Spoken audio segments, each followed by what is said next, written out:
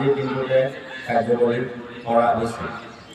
আহক এই খবৰখনত আমি আমাৰ সংবিধানৰ পিতৃপুৰুষ বি.আৰ. আম্বেদকাৰৰ প্ৰমুখ্যে সংবিধান প্ৰণেতাসকলৰ প্ৰতি কৃতজ্ঞতা জ্ঞাপন কৰোঁ।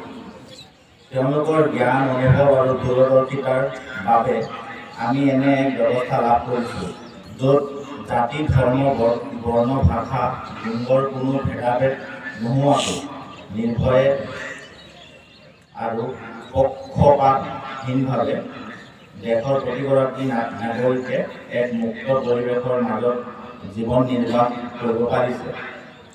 এই মহান ক্ষণত জাতিৰ পিতা মহাত্মা গান্ধীৰ লগতে দেশৰ সমস্ত স্বাধীনতা সেনানীক শ্ৰদ্ধাৰে স্মৰণ কৰিছোঁ আৰু তেওঁলোকলৈ আমাৰ আন্তৰিক শ্ৰদ্ধাঞ্জলি জনাইছোঁ। তেওঁলোক নিয়োজিত হৈ দেশৰ সাৰ্বভৌমত্ব আৰু অখণ্ডতা ৰক্ষাৰ বাবে অহৰ্নিশে সেৱা আগবঢ়োৱা সেনা আৰু অৰ্ধসামৰিক বাহিনীৰ প্ৰতিগৰাকী বীৰ জোৱানকো এই চেগতে মই কৃতজ্ঞতা আৰু ধন্যবাদ জনাইছোঁ।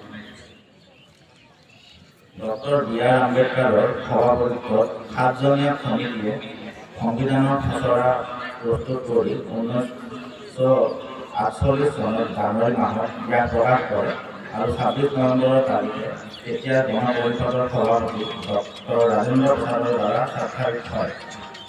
2 বছৰ 11 মাহ 18 দিন সময় জুৰি ৰচনা কৰা উক্ত সংবিধানখন 1950 চনৰ 26 জানুৱাৰীৰ পৰা কাৰ্যকৰী হয়।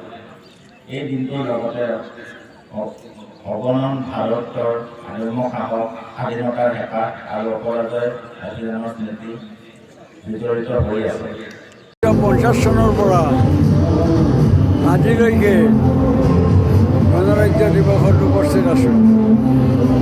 আজি অৱশ্যে বেলেগ সুকীয়া, কাৰণ ভাৰতবৰ্ষৰ চাৰিওফালে যিকেইখন ৰাজ্য আছে সেই ৰাজ্যবিলাকৰ লগত সম্পৰ্কটো বেয়া হৈ গৈছে। বাংলাদেশৰ লগত আছিল, এতিয়া বেয়া হৈ গৈছে। তাৰোপৰি পৃথিৱীৰ বৃহত্তম শক্তি আমেৰিকাই ট্ৰাম্পৰ যিটো শপত গ্ৰহণ অনুষ্ঠান তাত ভাৰতৰ প্ৰধানমন্ত্ৰীক নিমন্ত্ৰণ নকৰিলে। গতিকে আজি ভাৰতৰ বৈদেশিক নীতি সম্পূৰ্ণ ব্যৰ্থ হৈছে। আমাৰ কাম হৈছে ভাৰতবৰ্ষৰ নিজস্ব বৈদেশিক নীতি পুনৰ শক্তিশালী কৰা, চুবুৰীয়া ৰাজ্যবিলাকৰ মাজত বন্ধুত্ব স্থাপন কৰা।